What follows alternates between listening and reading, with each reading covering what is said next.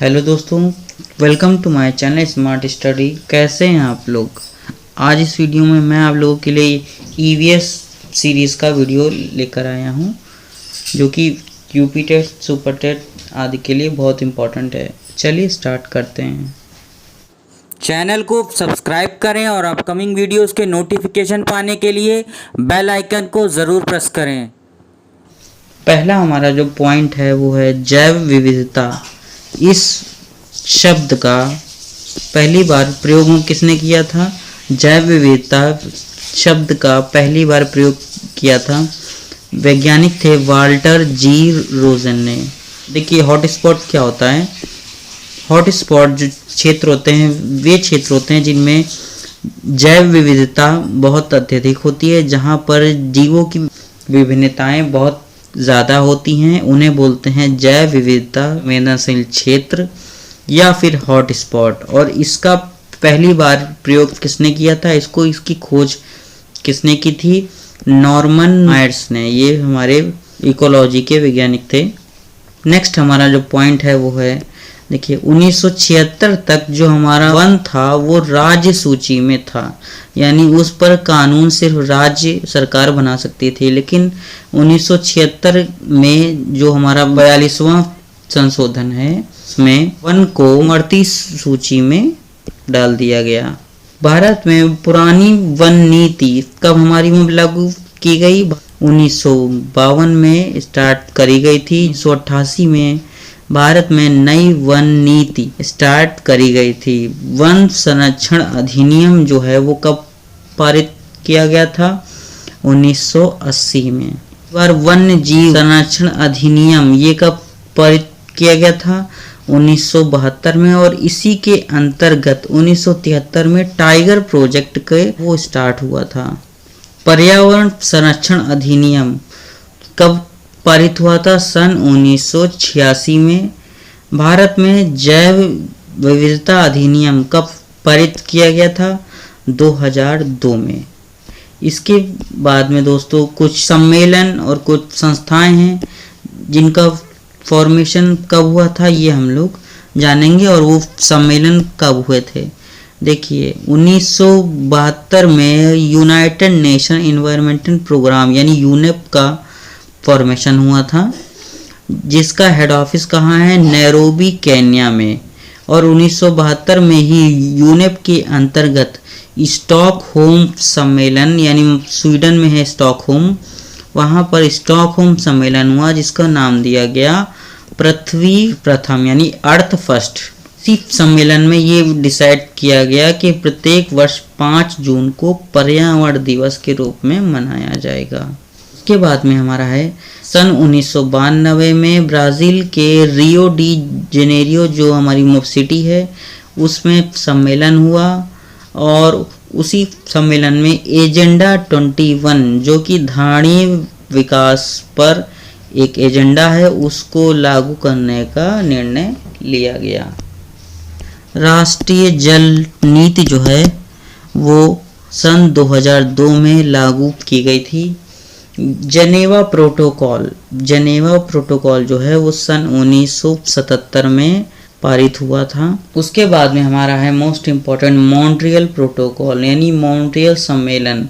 ये 1987 में हुआ था और इसका जो मुख्य जो इसकी थीम थी वो थी ओजोन परत को बचाने के लिए समझौता किया गया था।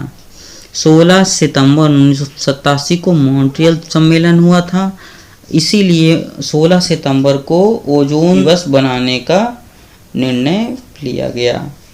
देखिए उसके बाद में है क्योटो प्रोटोकॉल। क्योटो जो है एक जगह जापान में, यहाँ पर 1997 में एक सम्मेलन हुआ जिसका नाम रखा गया पृथ्वी +5 सम्मेलन था, क्योंकि ये 92 से 5 साल बाद ये सम्मेलन हुआ था। इसकी जो थीम क्या थी, इसका उद्देश्य क्या था?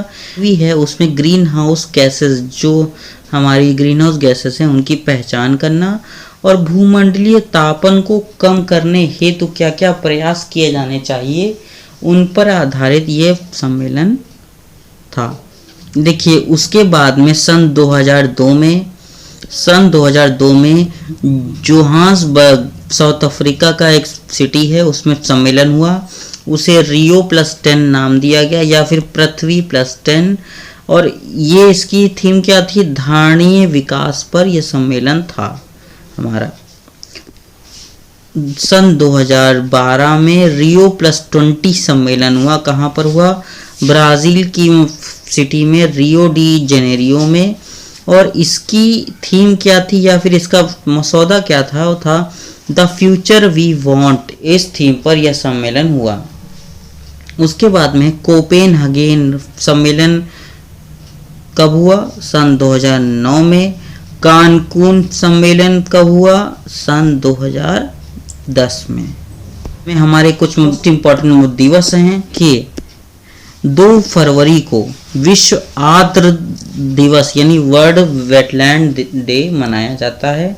1971 में जो रामसर सम्मेलन था उसमें 2 फरवरी को आर्द्र दिवस मनाने का निर्णय लिया गया था। 21 मार्च को विश्व वानिकी दिवस मनाया जाता है। 22 मार्च को जल दिवस है। 22 मई या फिर 29 दिसंबर को भी जैव विविधता दिवस मनाया जाता है। 3 मार्च को वन्य जीव दिवस मनाया जाता है। 5 जून को पर्यावरण दिवस प्रत्येक वर्ष मनाया जाता है। 16 सितंबर मॉन्ट्रियल प्रोटोकॉल के तहत ओजोन दिवस मनाने का निर्णय लिया गया था। 19 नवंबर को वर्ल्ड टॉयलेट डे यानी विश्व शौचालय दिवस मनाया जाता है। 28 फरवरी को विश्व विज्ञान दिवस मनाया जाता है। 22 अप्रैल को पृथ्वी दिवस मनाने का निर्णय लिया गया था। 1992 में रियो डी जेनेरियो सम्मेलन में 11 जुलाई को विश्व जनसंख्या दिवस मनाने का निर्णय लिया गया था। प्रत्येक वर्ष 1 से 7 अक्टूबर यानी अक्टूबर का जो पहला हफ्ता होता है वो वन्य जीव सप्ताह के रूप में मनाया जाता है। 16 अक्टूबर को विश्व खाद्य दिवस मनाया जाता है। 29 जुलाई को विश्व बाघ दिवस के रूप में मनाया जाता है। वन महोत्सव देखिए, नेता थे डॉक्टर के.एम. मुंशी। और जुलाई का और फरवरी का जो पहला हफ्ता होता है वो वन महोत्सव के रूप में प्रत्येक वर्ष मनाया जाता है। भारत में जल प्रदूषण नियंत्रण अधिनियम का पारित किया गया सन 1974 में। पूरे विश्व में प्रथम देश कौन सा था जिसने कार्बन टैक्स लगाया? वो था न्यूजीलैंड। कुछ पर्यावरण से संबंधित कुछ अवार्ड हमारे यहाँ पे बताए जा रहे हैं। पहला हमारा जो अवार्ड है वो है एस्डेन अवार्ड या फिर इसे बोलते हैं गोल्डन पांडा अवार्ड, और इसे ग्रीन ऑस्कर भी बोलते हैं, यानी पर्यावरण के क्षेत्र में यह ऑस्कर के नाम से विख्यात है।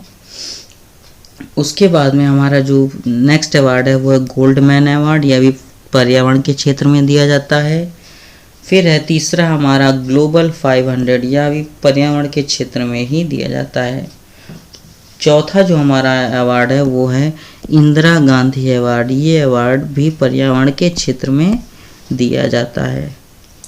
तो दोस्तों ये था हमारा ईवीएस के कुछ most important point for UP TET, C TET and super TET.